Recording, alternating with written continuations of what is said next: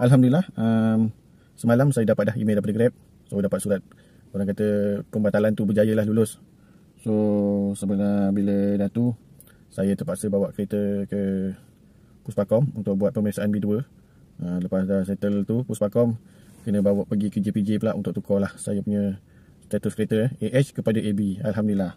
So saya booking online untuk pemeriksaan B2 untuk tukar status, tukar kegunaan. Full.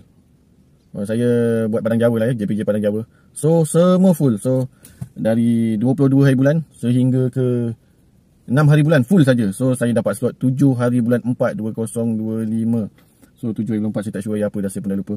Tapi kalau kita raya 31 maknanya ataupun kita raya 30 ke 31 maknanya raya dah seminggu raya lah, baru saya dapat masuk Puspakom untuk pemeriksaan B2 tu. Dan Alhamdulillah mungkin lulus lah kan. So selepas dapat email tu, saya pun dekat saya punya Grab apps, EVP tu automatik macam matilah. Dah tak ada dah saya punya nombor EVP tu.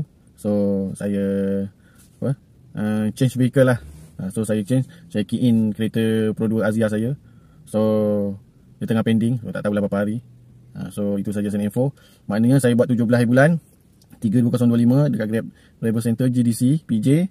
Bermakna saya dah hari Isnin saya pergi. So hari Jumaat, hari Sabtu, hari ni Sabtu so hari Jumaat dia dah batal.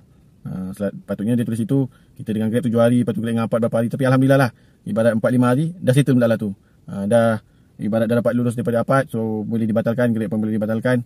Tinggal pergi Puspakom untuk buat pemeriksaan B2. Lepas tu seterusnya tukar AH kepada AB di JPJ.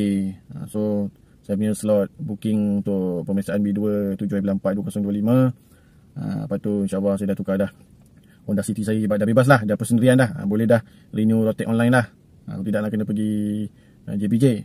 So sekarang ni tengah tunggu Pro 2 Azia pula, dia tengah pending review. So semoga Azia saya pun cepat lah dapat EVP. Lepas tu saya kena pergi JPJ untuk tukar AB kepada AH pula. Dan apa-apa info nanti saya update balik lah. Assalamualaikum.